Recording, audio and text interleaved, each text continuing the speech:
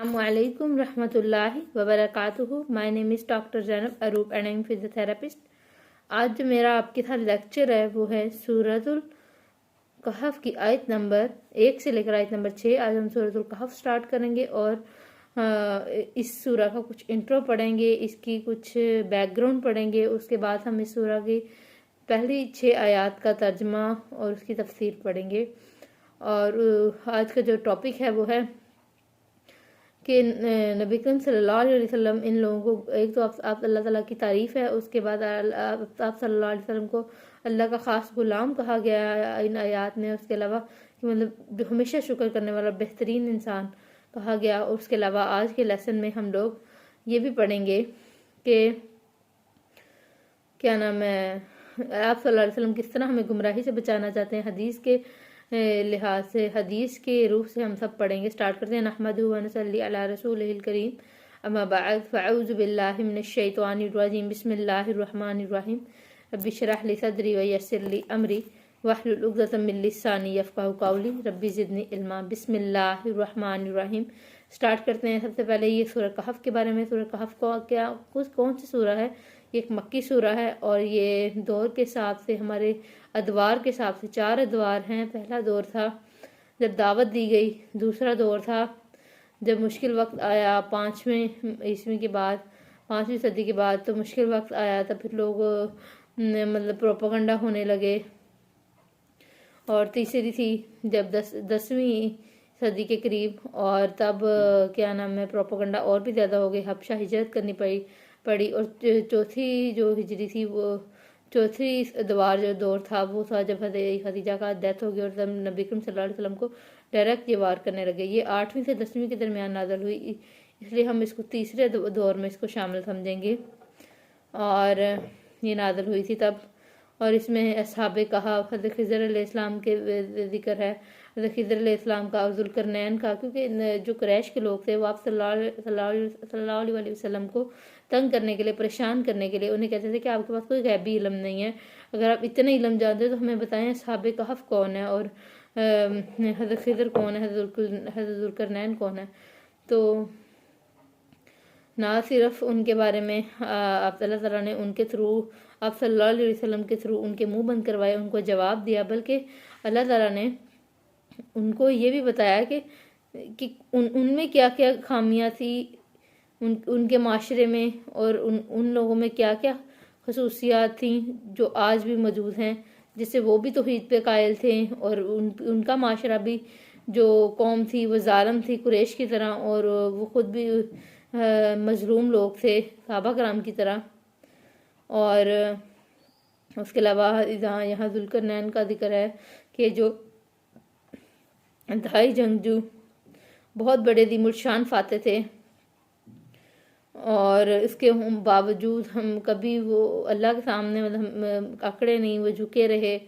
और हज़रत खिज़र अलैहिस्सलाम का मूसा अलैहिस्सलाम के साथ जिक्र है कि किस तरह मामला बाद का हमारे लिए इतनी मुश्किल हो जाते हैं, लेकिन अगर हम पर्दा हटाएं तो मामला वैसे नहीं होते।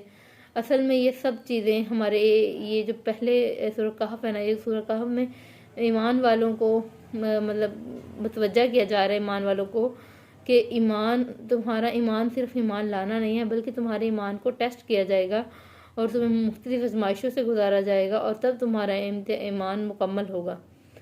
तो स्टार्ट करते हैं आयत नंबर 1 से। अल्हम्द, सब तारीफ़ें, हमने पहले भी बताया था मैंने कि सूरह बनी इसराइल का कल के लेसन का एंड अल्हम्द से ही हुआ था, और आज शुरुआत सूरह कहफ की अल्हम्द से है कि सब तारीफ़ें हैं लिल्लाहि, अल्लाह के लिए हैं जिसने नाज़िल किया अपने बंदे के लिए किताब को, और नहीं इसने रखा इसमें कोई टेढ़ापन। हम उस तारीफ़ को कहते हैं, महमूद की तारीफ़ को कहते हैं, वो तारीफ़ जिसके अंदर किसी किस्म की कमी ना हो, वो तारीफ़ जिसमें किसी किस्म का मतलब टेढ़पन ना हो, वो तारीफ़ जिसमें किसी किस्म का शक ना हो, वो तारीफ़ जिसमें एक भी खामी मौजूद ना हो। तो वो किसी इंसान में तो नहीं हो सकती ना, वो अल्लाह ताला की ज़ात ही है ना जिसमें कोई भी खामी ना हो। और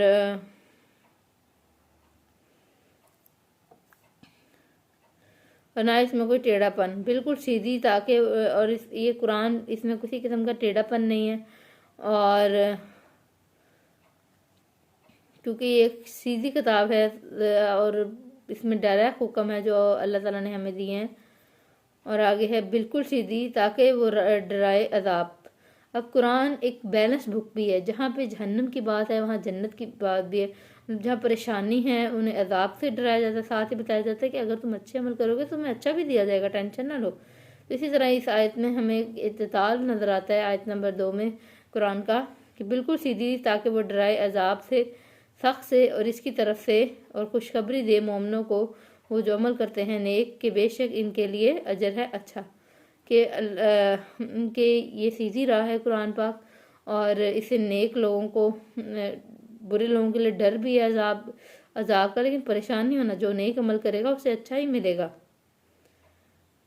और रहने वाले हैं इसमें हमेशा हमेशा, और वो जन्नत भी ऐसी मिलेगी जो इसमें वो हमेशा रहेंगे। और डराएं इनको जिन्होंने कहा बना ली अल्लाह ने कोई औलाद। अल्लाह माफ़ करे, शिर्क इतना भारी जुल्म है, हमने सूरह मरियम में भी पढ़ा, पहले भी सूरह में पढ़ा, शिर्क बहुत बड़ा भारी जुल्म है।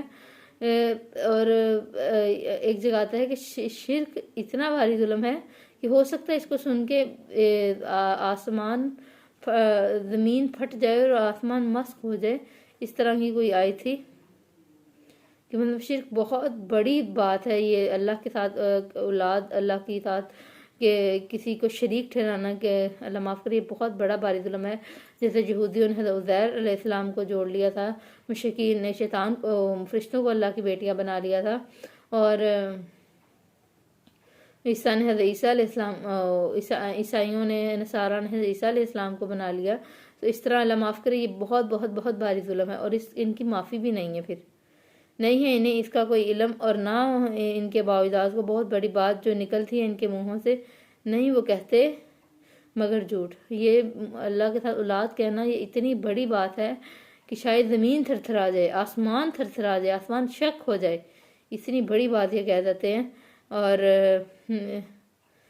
इनको इल्म है ना इनके बावजूद को कि ये किस तरह की बातें करते फिर रहे हैं, और इनके मुंह से कितनी बड़ी बड़ी बातें निकल रही हैं, सरासर झूठ है। बस शायद आप हलाक करने वाले हैं अपनी जान को इनके पीछे, अगर ना वो ईमान लाएं साथ इसके कलाम के गम के मारे।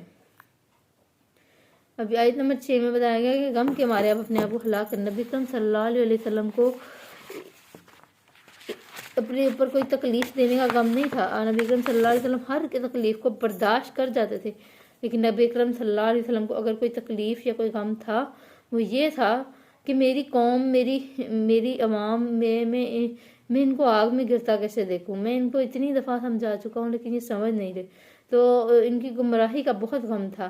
तो अल्लाह ताला कह रहे हैं कि आप गम के मारे परेशान ना हो, आपने तो अपना काम किया है, लेकिन अब ये लोग नहीं बाज आते, तो क्या किया जा सकता। हदीस है, मैं और तुम लोगों की मिसाल इस तरह है जिसने आग चलाई हो रोशनी के लिए, और परवाने हैं कि इसके ऊपर टूटे पड़े हैं जल जाने के लिए, और वो कोशिश करता है कि किसी तरह बचा ले, लेकिन परवाने उसकी एक नहीं चलने देते। और यहाँ हाल मेरा है, और मैं तुम्हें इसको पकड़ पकड़ कर खींच रहा हूँ, और तुम हो के आग में गिरते चले जा रहे हो। कि नबी अकरम सल्लल्लाहु अलैहि वसल्लम ने हदीस के थ्रू उनको समझाया कि देखें, मैं तुम लोगों को इसकी मिसाल इसी तरह है कि मैं तुम्हारे सामने एक रोशनी तो जला चुका हूँ, लेकिन तुम लोग परवाने बन के, परवाना हमेशा रोशनी के इर्द गिर्द घूमता है, तो तुम लोग उस रोशनी के इर्द गिर्द घूम रहे हो, और मैं और क्या नाम है, उछल उछल के आ रहे हो, तुम उसके ऊपर टूट पड़े हो जल जाने के लिए, और वो कोशिश करता है कि इनको मैं बचा ले, लेकिन वो इसकी एक नहीं चलने देते। और मेरी मिसाल भी ऐसी है कि मैं तुम लोगों को आग से बचाने की कोशिश कर रहा हूँ, मैं तुम लोगों को पकड़ पकड़ के खींच रहा हूँ, ना जाओ, मगर तुम लोग बाज नहीं आ रहे। मगर इसके बावजूद जो कुफार ना माने, हाय अफसोस उन पर क्या कहा जा सकता है। अल्लाह ताला में और सीखने वाला सिखाने वाला बनाए, आमीन। जज़ाकल्लाह।